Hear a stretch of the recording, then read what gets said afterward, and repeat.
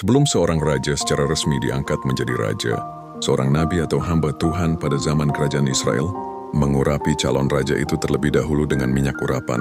Mengapa? Dunia mengajarkan bahwa minyak urapan melambangkan Roh Kudus. Seseorang yang diurapi dengan minyak urapan, itu melambangkan kepenuhan oleh Roh Kudus. Walaupun itu tidak sepenuhnya salah, tafsiran ini tidak sepenuhnya akurat juga. Karena ketika dunia kekristenan mengatakan kepenuhan Roh Kudus, yang ada di dalam benak mereka adalah karunia bahasa roh, kuasa mukjizat dan nubuat-nubuat. Walaupun ketiga hal ini tidak salah dan tidak buruk, hal-hal ini bukan tanda mutlak dari kepenuhan Roh Kudus. Bahasa roh bisa berasal dari keisengan diri sendiri atau dari kemabukan, like 1 Sam 1:13. Kuasa mukjizat bisa berasal dari sihir, Keluaran 7:11. Nubuat dapat berasal dari roh tenung, Kisah Rasul 16:16. Namun hikmat, pengetahuan dan pengertian, inilah tanda yang paling otentik bahwa seseorang dipenuhi oleh Roh Kudus. Minyak urapan memang melambangkan Roh Kudus, tetapi bukan Roh Kudus dengan pengertian versi bangsa-bangsa, melainkan dengan pengertian versi Tuhan, hikmat, pengetahuan dan pengertian.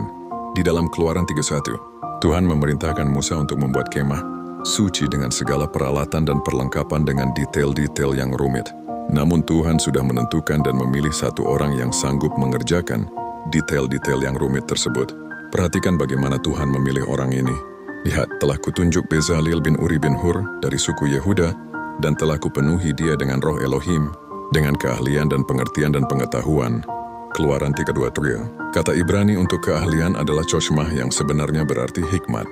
Ketika Tuhan memenuhi seseorang dengan roh Elohim, orang tersebut tidak lantas jago, berbahasa roh atau punya kuasa untuk bermukjizat. Tidak. Ketika Tuhan memenuhi seseorang dengan roh Elohim, orang tersebut dipenuhi dengan hikmat, pengertian dan pengetahuan. Itu sebabnya kita membaca juga bahwa ketika Yusuf dan Daniel dipenuhi oleh roh Elohim, mereka dipenuhi dengan hikmat, pengertian dan pengetahuan. Baca Kejadian 41:9 dan Daniel 4. Ketika para hamba Tuhan mengurapi calon-calon raja dengan minyak urapan, yang mereka lakukan adalah mendoakan secara profetik supaya raja tersebut diurapi dengan hikmat, dan kepalanya dipenuhi atau dituang dengan hikmat.